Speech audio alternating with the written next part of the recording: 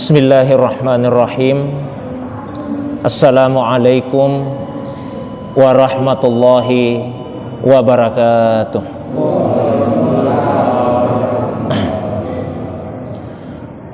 Alhamdulillahillazi nahmaduhu wa nasta'inuhu wa nastaghfiruh wa na'udzu billahi min syururi anfusina wa min sayyiati a'malina. May yahdihillahu fala mudilla la wa may yudlil fala hadiyalah. Asyhadu an la ilaha illallah wahdahu la syarikalah wa asyhadu anna Muhammadan abduhu wa rasuluhu la nabiyya ba'da. Allahumma fasalli wa sallim wa barik ala sayyidina wa habibina wa syafi'ina wa maulana Muhammadin wa ala alihi wa ashabihi wa man tabi'ahum bi ihsanin ila yaumiddin, amma ba'du. Bapak Ibu hadirin sekalian, jamaah maghrib yang semoga dirahmati, dimuliakan oleh Allah Subhanahu wa taala. Alhamdulillah, segala puji tentunya hanyalah milik Allah Subhanahu wa ta'ala semata-mata. Hanya kepada Allah sajalah kita semua beribadah, dan hanya kepada Allah sajalah kita semua beristi'anah, meminta pertolongan. Salawat dan begitu pula salam semoga Allah curahkan kepada kekasih kita Rasulullah Muhammad sallallahu alaihi wasallam, begitu pula kepada keluarga beliau, para sahabat dan juga pengikutnya yang senantiasa istiqamah menghidupkan sunnah Nabi sallallahu alaihi wasallam. Jamaah yang semoga dirahmati, dimuliakan oleh Allah Subhanahu wa taala. Malam ini adalah malam yang pertama dari bulan Zulhijjah tahun 1442 Hijriah. Itu artinya kita pada malam ini memasuki malam pertama dari 10 malam atau bahkan 10 hari yang paling disukai oleh Allah Subhanahu wa taala untuk dijadikan sebagai waktu memperbanyak melakukan amal-amal soleh. Memang di dalam bulan Zulhijjah ada sekian banyak amal soleh yang disyariatkan untuk dilaksanakan, baik yang hukumnya wajib seperti ibadah haji maupun yang hukumnya sunnah. Di antaranya seperti yang diamanahkan kepada kami untuk kita bahas dan diskusikan sama-sama malam hari ini, yaitu ibadah kurban. Ya, kurban adalah kata serapan dari bahasa Arab. Asal katanya adalah qaruba, yang artinya dekat. Kata ini sudah diserap masuk ke dalam bahasa Indonesia, sehingga misalnya kalau ada teman yang hubungan pertemanannya sangat dekat, biasa dikatakan sahabat karib. Ya. Keluarga karena kedekatan hubungannya biasa juga dinamakan dengan kerabat. Ini semua berasal dari akar kata qaruba tadi. Lalu kemudian dia mendapatkan tambahan huruf, 2 huruf di belakangnya, yaitu huruf alif dan huruf nun, kurban. Pola kata yang seperti ini menunjukkan makna kesempurnaan. Sama dengan Quran, sama dengan Furqan, semua menunjukkan makna kesempurnaan. Maka Quran misalnya tidak hanya berarti bacaan, tapi Quran adalah bacaan yang sempurna. Furqan tidak hanya berarti pembeda, tapi Furqan adalah pembeda yang sempurna. Kurban tidak hanya berarti dekat, tapi kurban adalah cara yang sempurna untuk mendekatkan diri kepada Allah Subhanahu wa ta'ala. Itu dari segi kebahasaan. Adapun dari segi syariat, maka kurban itu adalah menyembeli hewan yang tertentu pada waktu-waktu yang tertentu dengan tujuan untuk takarrub atau mendekatkan diri kepada Allah Subhanahu wa ta'ala. Jadi menyembeli hewan tertentu, kemudian pada waktu yang tertentu, dan tujuannya adalah mendekatkan diri kepada Allah Subhanahu wa ta'ala. Nah, hewan seperti apa itu dan pada waktu kapan? Insyaallah saya uraikan, namun terlebih dahulu saya sampaikan tentang pendapat ulama kita mengenai hukum kurban ini. Sebagian besar ulama berpendapat bahwa kurban itu hukumnya adalah sunnah muakkadah, satu sunnah yang sangat ditegaskan. Bahkan ada beberapa ulama kita yang berpandangan bahwa kurban itu tidak hanya sebatas sunnah, tapi kurban hukumnya adalah wajib bagi yang mampu untuk melaksanakannya. Di antara ulama yang berpendapat seperti itu yaitu Imam Abu Hanifah. Jadi menurut Imam Abu Hanifah, kurban hukumnya wajib bagi yang mampu. Paling tidak dengan didasarkan kepada dua dalil. Yang pertama yaitu firman Allah yang terdapat di dalam Al-Quran pada surah Al-Kautsar. Ketika Allah Subhanahu wa ta'ala berfirman, bismillahirrahmanirrahim, inna a'tainakal kautsar fasholli li rabbika wanhar. Sesungguhnya kami telah memberikan kepadamu ya Muhammad nikmat yang melimpah, maka salatlah untuk Tuhanmu dan berkurbanlah. Jadi ayat tadi memerintahkan untuk berkurban, dan perintah itu difahami oleh beliau Imam Abu Hanifah sebagai perintah yang menunjukkan kewajiban. Dalil yang kedua yaitu hadis Nabi sallallahu alaihi wasallam. Hadis ini kemudian diriwayatkan oleh Ibnu Majah dalam kitab sunannya dari sahabat Nabi sallallahu alaihi wasallam yaitu Abu Hurairah, semoga Allah meridainya. Rasulullah SAW pernah bersabda, man wajada lahu sa'ah falam yudahi fala yaqrabanna musallana. Barang siapa yang mendapati dirinya dalam keadaan lapang lalu dia tidak berkurban, maka janganlah ia sekali-kali mendekati tempat salat kami. Jadi ancaman yang sangat keras yang disampaikan oleh Rasulullah SAW dalam hadis tadi dipahami oleh Imam Abu Hanifah menunjukkan wajibnya kurban. Karena Nabi dengan tegas mengancam, kalau seseorang itu mampu lalu dia memilih tidak berkurban, maka tidak usah dekat-dekat tempat salat kami. Itu ancaman yang tegas dari Rasulullah sallallahu alaihi wasallam. Nah, sekalipun demikian mayoritas ulama berpendapat bahwa kurban itu tidak wajib. Hukumnya adalah sunnah muakkadah.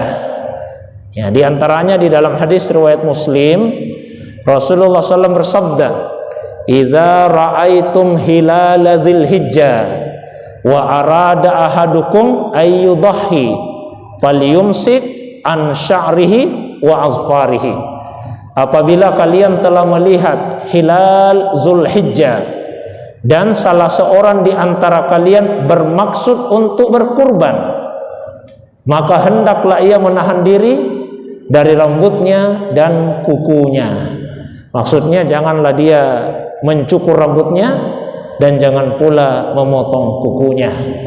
Nah, tapi yang penegasannya dalam hadis tadi kaitannya dengan hukum kurban, yaitu pernyataan Nabi, wa arada ahadukum ayyudahi, dan salah seorang di antara kalian bermaksud untuk berkurban. Nah, itu mengandung kesan bahwa kurban itu tidak wajib. Nabi sampaikan jika ada yang melihat hilal dan ia bermaksud untuk berkurban, oh berarti tidak semua orang Islam itu diperintahkan untuk berkurban, maka hukumnya adalah sunnah muakkadah. Itu pendapat mayoritas ulama, termasuk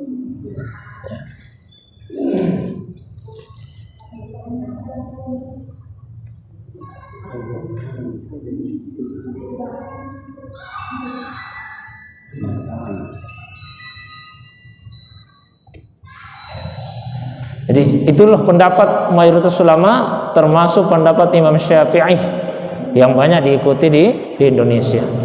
Jamaah sekalian yang semoga dirahmati, dimuliakan oleh Allah Subhanahu wa taala. Nah, yang berikutnya kita kembali kepada pengertian kurban tadi, menyembelih hewan yang tertentu. Hewan tertentu yang dimaksud satu, yaitu yang masuk dalam kategori bahimatul an'am. Bahimatul an'am meliputi unta dengan segala jenisnya, apakah yang punuknya 2 atau yang punuknya 1. Yang kedua sapi, ya, ulama kita memasukkan kerbau, karena sekalipun di masa Nabi tidak ada yang berkurban dengan kerbau, akan tetapi ulama memahami bahwa kerbau itu masih sejenis dengan sapi. Ya, dulu di masa Nabi tidak ada yang berkurban dengan kerbau karena mereka tidak mengenal kerbau pada masa itu.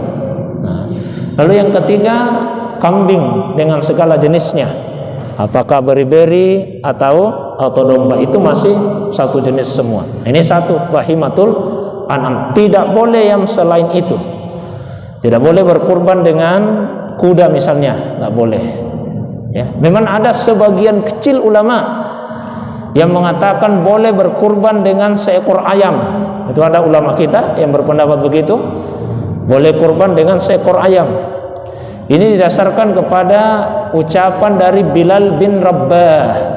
Beliau pernah berkata, la ubali in dahaitu bidaikin. La ubali in dahaitu bidaik. Saya tidak peduli, ya, meskipun saya hanya berkurban dengan seekor ayam. Nah, dari situ kemudian ada yang memahami berarti boleh berkurban dengan seekor ayam. Tapi sebetulnya makna dari ucapan Bilal itu bukan berarti boleh berkurban dengan seekor ayam, tapi maknanya adalah beliau ingin menunjukkan betapa besar keinginannya untuk berkurban. Tapi karena belum mampu, maka kemudian yang disembelih adalah seekor ayam. Bukan berarti memenuhi syariat kurban, tapi semata-mata untuk menunjukkan besarnya keinginan untuk berkurban. Jadi kalau misalnya mohon maaf, ada di antara kita yang benar-benar tidak mampu untuk berkurban dengan 1 ekor kambing, maka paling tidak usahakanlah untuk menyembelih 1 ekor ayam, untuk menunjukkan, ya Allah, saya juga sebetulnya mau sekali berkurban, tapi tahun ini saya belum mampu. Ya, insya Allah mudah-mudahan Allah SWT memberikan kepada kita nantinya kelapangan rezeki, sehingga tahun yang berikutnya bisa juga untuk berkurban. Jadi paling tidak sembelihlah 1 ekor ayam. Ya, tidak usah dibagi-bagi dagingnya karena sedikit juga, biarlah kita nikmati saja di rumah bersama dengan keluarga. Jamaah yang dirahmati di Allah SWT. Yang berikutnya kategori hewan kurban tadi selain bahimatul an'am, yaitu musinnah, yang sudah berganti gigi atau cukup umur, ya. Di hadis disebutkan la tasbahu illa musinnah. Janganlah kalian menyembelih kecuali yang musinnah. Nah, menurut para ulama, unta itu masuk kategori musinnah umur 5 tahun. Kemudian sapi umur 2 tahun. Kemudian kambing umur 1 tahun. Tapi Rasulullah melanjutkan, illa ayyasura alaikum, kecuali apabila menyulitkan bagi kalian, sama sekali tidak bisa menemukan seekor kambing yang umurnya sudah sampai 1 tahun, maka kata Nabi, sembelilah jaz'atan minad dha'ni. Jaz'ah itu artinya kambing yang umurnya 6 bulan. Ya, tapi usahakan dulu minimal yang umurnya 1 tahun. Itu yang kedua. Yang ketiga masih berkaitan dengan hewan kurban ini. Kalau tadi bahimatul an'am, yang kedua musinnah, maka yang ketiga tidak boleh cacat. Tidak boleh cacat. Tapi cacat itu ada 2 kategorinya, bahkan ada yang membagi 3. Ya sudah, saya bagi 2 saja. Yang pertama, cacat yang membuat kurban itu tidak sah, tidak sah sebagai kurban. Yang kedua, sah meskipun pahalanya berkurang. Ya, yang tidak sah ada 4 yang disebut secara tegas oleh Nabi dalam hadis. Nabi bersabda, arba'un la tajusu fid dahaya. Ada 4 jenis cacat yang tidak boleh ada pada hewan kurban. Yang pertama yaitu al-aura al-bayyin auruha, yang buta satu matanya, jelas-jelas kelihatan butanya. Ya, jadi yang jelas-jelas kelihatan buta. Kalau cuma rabun saja masih boleh. Karena Nabi sebut tadi al-bayyin auruha, yang jelas kelihatan butanya. Ya. Kemudian yang kedua al-arja al-bayyin arajuha, yang pincang kakinya, jelas-jelas kelihatan pincangnya. Yang kedua. Yang ketiga al-marida al-bayyin maraduha, yang sakit, jelas-jelas kelihatan sakitnya. Lalu yang keempat al-kasir allati la tunqi. Hadis lain menyebut al-ajfa, yang kurus sekali atau yang tua sekali, seakan-akan tidak ada lagi dagingnya atau tidak ada lagi sumsumnya. Nah, ini cacat yang membuat tidak sah untuk kurban. Tentu yang lebih parah daripada itu lebih tidak sah lagi. Yang lebih parah, misalnya apa yang lebih parah? Ya, kalau tadi disebut buta satu, apalagi kalau dua-duanya sudah buta. Ya, kalau tadi disebut yang pincang kakinya, apalagi kalau putus kakinya, malah tidak ada lagi kakinya, wah itu lebih parah lagi. Nah, cacat yang berikutnya sah kurbannya meskipun kurang pahalanya. Seperti misalnya yang retak atau patah tanduknya, kemudian yang putus telinganya, ini sah Pak meskipun kurang pahalanya. Nah, ada yang membuat lagi satu kategori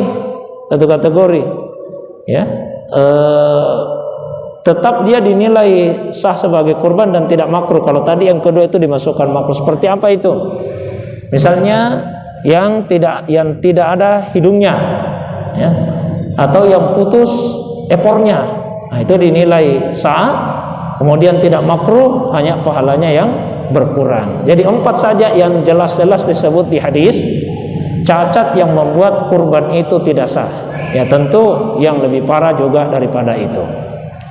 Yang kedua, dari definisi tadi, selain hewan yang tertentu pada waktu yang tertentu. Waktu tertentu yang dimaksud yaitu setelah salat Idul Adha pada tanggal 10 Zulhijjah. Karena Rasulullah SAW pernah bersabda dalam khutbah Idnya, man shalla salatana wa nasaka nusukana faqado asaban nusuk. Barang siapa yang ikut salat bersama dengan kami, setelah itu dia menyembelih hewan kurbannya, itulah kurban yang benar. Wa man nasaka qabla shalah, dan siapa yang menyembelih sebelum dia salat, fala nusukalahu, itu tidak dianggap sebagai kurban, hanya dianggap sebagai sembelihan biasa saja. Nah, kemudian sebagian besar ulama membolehkan tanggal 11 Zulhijjah, 12 Zulhijjah, dan 13 Zulhijjah, yang lebih kita kenal dengan istilah ayyamut tasyrik, hari-hari tasyrik. Ya, disebut dengan hari-hari tasyrik. Kalau 10 Zulhijjah itu namanya Yaumul Adha, ya, atau Yaumun Nahar, artinya hari penyembelihan. Kalau hari-hari tasyrik itu maksudnya adalah hari-hari menjemur daging. Ya, kan 10 Zulhijjah ini disembelih. Ya, di hari itu belum semua dagingnya bisa dimakan, maka yang tersisa kemudian dijemur di bawah sinar matahari. Nah, sinar matahari kan syuruk, ya, terbit matahari. Maka hari-hari itu kemudian dinamai dengan ayyamut tasyrik, hari-hari menjemur daging. Nah, sebagian besar ulama membatasi hanya sampai pada 13 Zulhijjah, meskipun ada sebagian kecil ulama yang membolehkan sampai akhir Zulhijjah, tapi yang rajih insyaallah hanya sampai pada tanggal 13 Zulhijjah saja. Nah, kemudian dengan tujuan untuk taqarrub ilallah, mendekatkan diri kepada Allah SWT. Nah, itu nanti kaitannya dengan niat. Karena niat itu salah satu fungsinya, ada 3 fungsi niat. Salah satunya adalah membedakan antara ibadah yang satu dengan ibadah yang lain yang sama bentuknya. Contoh Pak ya, misalnya salat dulu. salat sunnah tahiyatul masjid, salat sunnah wudu, salat sunnah qabliyah, kan sama semua modelnya, sama bentuknya. Nah, untuk membedakan itu pada niat yang menentukan salat apa ini. Orang menyembelih kambing sebagai wujud rasa syukurnya atas kelahiran bayi, dengan orang yang menyembelih kambing karena ingin mengadakan pesta pernikahan, dengan orang yang menyembelih kambing dengan tujuan untuk mendekatkan diri kepada Allah, kan sama semua modelnya. Nah, maka untuk membedakan itu pada niat. Jadi diniatkan pada saat penyembelihan, cukup di dalam hati, tidak mesti diucapkan dengan lisan. Tapi kalau mau diucapkan dengan lisan, kalau mau pakai bahasa Arab, nawaitul udhiyata taqarruban ilallahi ta'ala.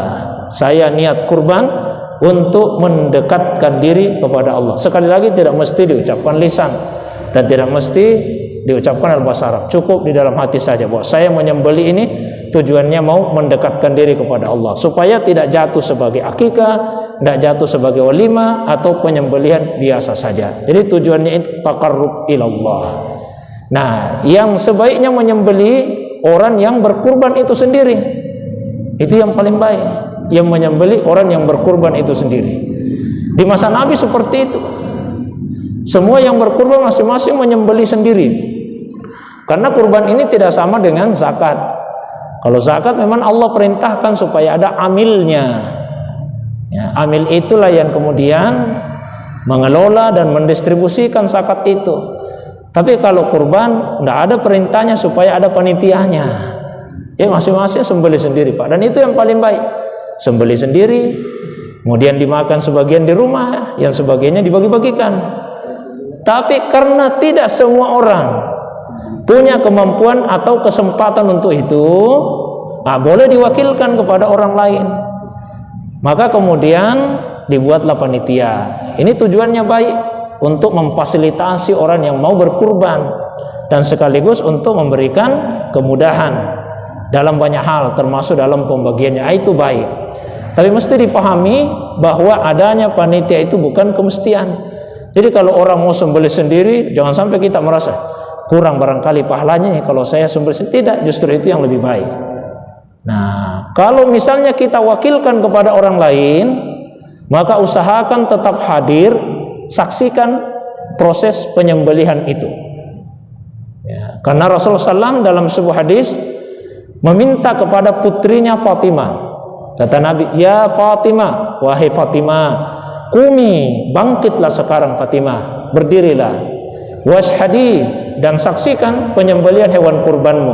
Waquli, kemudian baca Fatimah, inna salati wa nusuki wa mahyaya wa mamati lillahi rabbil alamin la syarikalah wa bidzalika umirtu wa ana minal muslimin. Inna salati, sesungguhnya salatku, wa nusuki, biasanya diterjemahkan ibadahku, padahal bahasa Arabnya ibadah itu sudah bahasa Arab. Dan kalau yang dimaksud ibadah, salat kan juga sudah ibadah. Ini pasti beda ini salat dengan nusuk. Inna salati, sesungguhnya salatku, wa nusuki. Apa itu nusuk? Awalnya nusuk itu artinya adalah sepotong perak yang dibakar dengan tujuan supaya karat atau yang menempel di situ terkelupas, maka yang tersisa adalah perak yang masih asli, yang murni. Jadi untuk memurnikan ibadah kita kepada Allah. Lalu kata nusuk ini kemudian digunakan untuk menunjukkan syariat kurban. Makanya di dalam Al-Quran kurban itu disebut juga mansak, syariat penyembelihan. Dan Nabi juga menggunakan kata nusuk. Tadi saya sudah bacakan hadisnya, khutbah Nabi, man shalla salatana wa nasaka nusukana faqad asaba nusuk. Barang siapa yang ikut salat bersama dengan kami, lalu setelah itu dia menyembelih nusuknya, maka itulah nusuk yang benar, kurban yang benar. Jadi inna salati, sesungguhnya salatku, wa nusuki, dan kurbanku. Sekalipun kemudian diperluas maknanya, dan ibadahku, ya tidak salah. Jadi saya kembalikan kepada makna awalnya, nusuk itu tadi kurban. Wa mahyaya wa mamati, hidup dan matiku. lillahi rabbil alamin, hanya untuk Allah pencipta, penguasa, pemelihara alam semesta. La syarikalah, tidak ada sekutu baginya. Wa bidzalika umirtu, dengan itulah saya diperintah. Wa ana minal muslimin, dan saya termasuk orang yang berserah diri kepada Allah. Jadi kalau diwakilkan, usahakan hadir, saksikan proses penyembelihan itu. Kalaupun misalnya tidak bisa hadir, misalnya karena kita di Makassar, kurbannya di tempat kelahiran, atau misalnya siapa tahu tiba-tiba ada edaran bahwa misalnya Pak ya, tidak boleh terlalu ramai di tempat penyembelihan, nah, sehingga kita memilih udah tidak usah saya hadir, ya kurbannya juga tetap sah. Tapi kalau mau dibuat peringkat, paling baik sembelih sendiri, yang kedua wakilkan penyembelihan tapi tetap hadir menyaksikan, yang ketiga tidak menyaksikan. Nah, kalau misalnya diwakilkan penyembelihannya kepada orang lain, maka yang menyembelih itu tidak boleh dikasih upah dari bagian hewan yang disembelih. Jadi tidak boleh dikasih upah dari bagian hewan yang disembelih. Tidak boleh misalnya sebagai upah penyembelihan dikasih kepalanya, atau dikasih kulitnya, atau dikasih daging sekian, tidak boleh. Itu Imam Ali yang menegaskan, Nabi menyuruh saya untuk mengurusi hewan kurban beliau, dan supaya kami tidak memberikan kepada yang menyembelih bagian dari hewan kurban itu, tapi kami memberikan kepadanya dari sisi kami, maksudnya di luar dari hewan kurban tersebut. Misalnya sebagai upah penyembelihan dikasih dalam bentuk uang misalnya, boleh Pak, silakan. Jadi bukan berarti yang menyembelih tidak boleh dikasih upah, tentu mestinya dikasih, tapi bukan dari bagian hewan kurban tersebut, upahnya di luar itu. Nah, bukan berarti yang menyembelih tidak boleh dikasih daging, tidak boleh dikasih kepala, boleh, tapi tidak sebagai upah. Yang tidak boleh itu kalau dikasih sebagai upah. Cara membedakannya bagaimana? Kalau ada kesepakatan, ada perjanjian, ada pembicaraan, dipersyaratkan sebelumnya, itu upah namanya. Misalnya ada yang datang, mohon maaf, kepada seorang ustadz misalnya, Ustaz, bisa tidak disembelihkan sapi saya ini? Oh bisa Pak, yang penting kasih Kak kepalanya. Oh itu namanya upah, karena dia mensyaratkan itu ya, dia mensyaratkan. Atau yang menawarkan orang yang punya hewan kurban itu, Pak Ustaz, bisa tidak disembelihkan kambing saya, nanti saya kasih kepalanya. Oh cocok nih kalau begitu. Wah itu juga upah namanya Pak, karena dipersyaratkan, ada perjanjian. Yang ini terang-terangan, malah termasuk juga yang tidak terang-terangan, isyarat saja tapi sudah saling memahami. Misalnya ada yang datang pada seorang ustaz, bisa tidak disembelihkan kambing saya, ya kurban kambing saya? Lalu ustaznya menjawab, bisa, yang penting mengerti ki. Nah, maksudnya di situ mengerti ki, ya itu Pak, bawakan ininya. Nah, saling memahami. Jadi dia katakan, oh bisa, tapi seperti tahun-tahun kemarin nah tahun-tahun kemarin selalu dibawakan kepalanya, itu tidak boleh Pak. Jadi sekali lagi bukan berarti tidak dikasih upah Pak ya, jangan sampai salah paham. Mengatakan jangan dikasih upah, tidak boleh katanya Ustaz. Boleh Pak, tapi jangan dari bagian hewan itu. Bukan berarti tidak boleh dikasih kepala, daging, dan boleh dikasih, tapi tidak sebagai upah penyembelihan. Jadi kalau ada yang menyembelih, jangan mengharapkan bagian dari hewan kurban itu sebagai upah dari penyembelihan tersebut. Jamaah yang dirahmati, dimuliakan oleh Allah Subhanahu wa ta'ala. Kemudian yang berikutnya, bagi orang yang berkurban disunnahkan untuk memakan sebagian daging dari hewan kurban itu. Di surah Al-Hajj Allah memerintahkan, fakulu minha, makanlah sebagian darinya. Dalam hadis juga Rasulullah SAW bersabda, kuntu nahaitukum an luhumil adahi fauqa salasi layalin. Dulu saya larang kalian untuk memakan atau menyimpan daging kurban lebih dari 3 hari. Nah, tapi sekarang kata Nabi, fakulu, makanlah, waddakhiru, dan simpanlah. Jadi dianjurkan sebagian itu untuk dimakan. Sebagian lagi boleh disimpan dan tidak ada batasnya. Memang pernah Rasulullah membatasi 3 hari, tapi dengan alasan waktu itu musim paceklik, banyak sekali yang butuh daging sebagai bahan makanan. Nah, ada yang menyimpan-nyimpan. Rasulullah SAW kemudian melarang untuk menyimpan lebih dari 3 hari. Ada sebagian ulama kita Pak yang mengecualikan, memberikan pengecualian. Ada hewan kurban yang tidak boleh dimakan oleh orang yang berkurban. Ya, ada ulama kita yang mengecualikan. Yang mana itu? Kurban nazar. Kurban nazar. Jadi kalau ada yang bernazar, maka dia tidak boleh memakan kurban nazarnya itu. Mesti dia sedekahkan. Misalnya ada yang sakit, terus dia bernazar, kalau saya sembuh ini dari sakitku, saya akan kurban. Ya, sembuh betul. Wajib dia tunaikan nazarnya.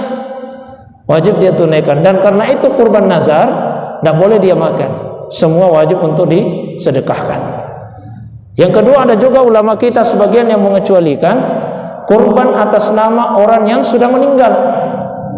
Tidak boleh juga dimakan dagingnya, mesti disedekahkan semua. Bagi ulama yang membolehkan, karena tidak sepakat ulama kita akan kebolehan berkurban atas nama orang yang sudah meninggal. Nah, jamaah yang dirahmati dimuliakan oleh Allah Subhanahu wa taala. Yang sebagian lagi daging kurban itu diberikan kepada orang lain.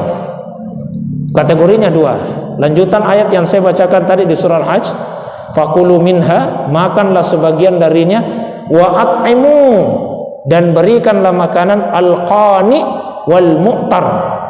Al-qani wal mu'tar. Qani itu orang yang berkecukupan. Ya. Mu'tar itu orang yang butuh. Jadi kita bagikan kepada 2 kelompok tadi, yang berkecukupan dan yang butuh. Kalau yang butuh kan jelas fakir miskin, itu sebagai sedekah bagi mereka. Yang berkecukupan misalnya dia kaya raya, kaya, tapi dikasih juga karena tetangga, sahabat kita, saudara kita, keluarga kita. Jadi sekalipun kaya boleh kita kasih. Itu namanya hadiah. Ya, jadi ada yang dikasih sebagai sedekah, ada yang dikasih sebagai hadiah. Semuanya diperbolehkan. Jamaah yang dirahmati di oleh Allah SWT. Kemudian yang berikutnya, bagi orang yang berkurban dilarang untuk mencukur rambut, memotong kuku, termasuk mencabut bulu-bulu sejak malam ini. Nah, sejak tadi matahari terbenam, mulai malam ini. Karena pergantian waktu itu dimulai dari maghrib. Ini sudah satu sulit. Makanya saya tadi mohon maaf, saya pergi memang saya ke tukang cukur tadi Pak, saya botakin memang rambutku ini semua nih, Pak 10 hari. Nah, semua dicukur, tunggu Pak. Ya, mulai malam ini. Tadi sore masih bisa. Begitu matahari terbenam, tidak bisa lagi. Ya, bagi yang bermaksud berkurban. Kalau tidak berkurban, tidak ada larangannya. Hadisnya jelas di Sahih Muslim. Cuma ulama kita beda pendapat. Ini larangan apa? Larangan apa ini? Karena larangan itu ada larangan haram, ada larangan makruh. Nah, ada ulama yang memahami itu larangan haram. Ada ulama yang memahami itu larangan makruh. Kalau dipahami sebagai larangan makruh, kalau dilanggar, ya tidak ada juga dosanya. Cuma tidak dapat pahala. Karena itu larangan makruh. Tapi kalau dipahami sebagai larangan haram, berarti berdosa kalau dilanggar. Tapi yang penting juga Bapak Ibu sekalian, pelanggaran terhadap larangan ini kalaupun dilanggar, itu tidak mempengaruhi sahnya kurban. Kurbannya tetap sah, cuma dia berdosa karena melanggar larangan untuk mencukur rambut dan memotong kuku tadi. Itu bagi yang memahaminya sebagai larangan haram. Hemat saya, karena sudah ada larangan, seyogianya kita berusaha sekuat tenaga untuk menghindari. Itu kan 10 hari saja.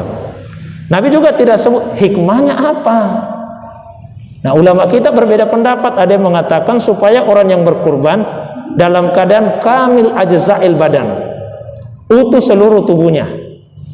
Ada juga ulama yang memahami diserupakan sebagian keadaannya dengan orang yang ihram haji dan umrah. Maka adalah pelarangan tadi. Nah, terus yang berikutnya, bagi orang yang berkurban juga dilarang untuk menjual bagian apapun dari hewan kurban itu. Memanfaatkannya boleh, menjualnya tidak boleh. Jadi kulitnya misalnya kalau kita memanfaatkan, mau dijadikan sebagai kulit apakah? Ya, tumpuan beduk dan misalnya boleh dimanfaatkan, tapi dijual tidak boleh. Yang dilarang untuk menjual adalah orang yang berkurban. Kalau orang yang menerima, boleh dia menjual. Jadi yang dilarang ini orang yang berkurban. Misalnya, katakanlah, mohon maaf, contoh saja Pak ya, saya berkurban. Nah, berarti saya tidak boleh menjual dagingnya, menjual kulitnya, menjual kepalanya, dan bagian apapun. Lalu kemudian saya kasih kulitnya kepada seorang teman. Teman saya itu dia boleh jual. Jadi yang dilarang yang berkurban, bukan orang yang menerima. Pertanyaannya kemudian, kalau panitia boleh tidak dia menjual? Nah, panitia itu pada dasarnya mewakili orang yang berkurban, bukan mewakili orang yang menerima. Karena dia mewakili orang yang berkurban, dia juga terkena larangan tadi. Tidak boleh juga dia menjual. Tidak boleh misalnya jual misalnya kulitnya, baru kita masukkan sebagai kas masjid. Oh, tidak boleh. Tidak boleh panitia juga menjual. Karena dia sama kedudukannya dengan orang yang berkurban. Dia mewakili orang berkurban. Dia baru boleh menjual kalau dia mengubah posisinya mewakili pihak yang menerima. Baru boleh dia jual. Oh, caranya bagaimana? Mohon maaf, contoh. Misalnya saya panitia kurban ini, saya panitia Pak. Berarti hukum asalnya saya mewakili orang yang berkurban. Nah, orang datanglah, sudah ada ini kulitnya sekian banyak. Saya datang misalnya ke panti asuhan. Saya sampaikanlah ke pengurusnya, Bu, ibu ini alhamdulillah dapat jatah kulit hewan kurban di masjid kami yang saya kelola. Nah, ibu mau saya kasih dalam bentuk kulit, atau ibu saya mau bantu jualkan, nanti saya kasih uangnya. Lalu pengelola panti asuhan itu dia katakan, jualkan mas saja Ustaz. Oh, berarti saya mewakili pihak yang menerima, bukan lagi pihak yang berkorban. Karena yang mau dikasih itu yang mengatakan, jualkan mas Ustaz. Berarti sudah mewakili pihak yang menerima. Kalau seperti itu panitia boleh menjual. Jadi hukum asalnya tidak boleh selama dia mewakili pihak yang berkorban. Tapi ketika dia mewakili pihak yang menerima, boleh. Nah, terakhir barangkali karena terbatasan waktu, untuk pembiayaan, satu ekor kambing hanya boleh dibiayai satu orang saja, tidak boleh patungan, ya. Jadi tidak boleh misalnya dua orang, ayo kita kongsi saja, beli satu ekor kambing, 1 juta, 2 juta sudah cukup satu ekor kambing, tidak boleh, hanya boleh satu orang saja. Satu ekor sapi boleh patungan, ya, maksimal 7. Satu ekor unta boleh patungan, di satu hadis disebut 7, hadis lain disebut 10. Ya, jadi boleh maksimal 10. Tapi 7 untuk sapi ini bukanlah kemestian, itu hanya batas maksimal. Tidak boleh lebih dari 7. Tapi kalau kurang boleh. Seandainya ada satu orang dia sanggup membeli satu ekor sapi, saya sendiri ada uangku 15 juta ini, beli saya sapi 1 ekor, boleh Pak. Atau bertiga saja, bagaimana kalau kita 3 orang 5 juta tak ini, 5 juta, 15 juta beli 1 ekor sapi, boleh Pak. Jadi 7 itu batas maksimal, bukan kemestian, bukan berarti harus 7. Ya, jadi kalau misalnya, baru 6 orang ini gimana caranya? Tidak dapat lagi 1 orang. Kalau 6 orang itu sepakat, kita masing-masing menambah sajalah, masing-masing menambah berapa tambahannya, ya. Boleh Pak, silakan. Saya masing-masing menambah 3 juta, 1.800.000, sudah cukup misalnya 1 ekor sapi, silakan. Jadi ini 7 batas maksimal. Itu dari segi pembiayaan.